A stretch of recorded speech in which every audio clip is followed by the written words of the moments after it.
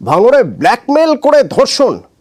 অভিযোগ উঠছে জানলা দিয়ে মহিলার গোপনে ছবি তোলা হয়েছিল এবং তারপর ব্ল্যাকমেল। গানি রাইটের ঘটনা, দিনের পর দিন ধর্ষণের অভিযোগ। কল্যাণ সরাসরি আমার সঙ্গে রয়েছেন। কল্যাণ, ঠিক কি ঘটনা ঘটেছিল, কি অভিযোগ উঠছে, এবং একটু জানতে চাইবো যার বিরুদ্ধে অভিযোগ তার কোনো ভার্সন পাওয়া গেছে?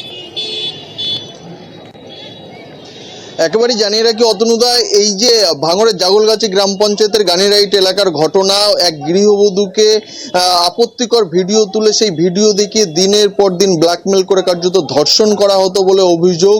এবং আরও আপত্তিকর যে অভিযোগ তুলছে তারা, যে এই ঘটনার যখন জানাজানি হয়, ওই গৃহবধূর স্বামী যখন এই ঘটনা নিয়ে ওই যুবককে বলতে যায়, তখন তার গলায় ছুরি ধরে কার্যত খুনের হুমকি দেয় বলে অভিযোগ। আর এই ঘটনার পর থেকেই গোটা পরিবার আতঙ্কিত হয়ে পড়ে।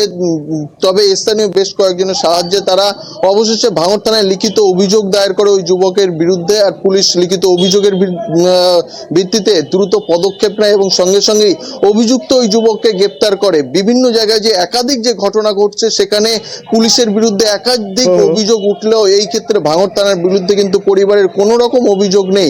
যেহেতু থানায় লিখিত অভিযোগ দায়ের হয়েছে, আর অভিযোগ দায়েরের পরেই কিন্তু পুলিশ সঙ্গে সঙ্গে ব্যবস্থা নিয়েছে, ওই যুবককে গ্রেপ্তার করে ঘটনা তদন্ত শুরু করেছে। ওই যুবককে গ্রেপ্তারের পাশাপাশি তার ফোনটিও বাজেয়াপ্ত করেছে ভাঙড় থানার পুলিশ।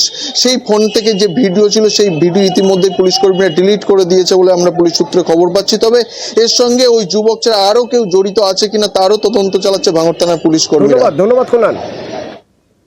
দরজা খারাপ ছিল, জানলা দরজাতে আমাকে ভিডিও করে নিয়ে গিয়ে আমাকে ব্ল্যাকমেল করার হুমকি দিয়েছিল। ভয় দেখাতো, বাধ্য হয়েছি খারাপ ধরনের কাজ করার জন্য। আমার স্বামীকে মার্ডারের হুমকি দিয়েছিল। যে অপরাধ করছে তাকে শাস্তি পাওয়া। এখন জানলা তো খারাপ, জানলা দিয়ে ভিডিও করানোর পরে ওকে দীর্ঘদিন ধরে ব্ল্যাকমেল করে।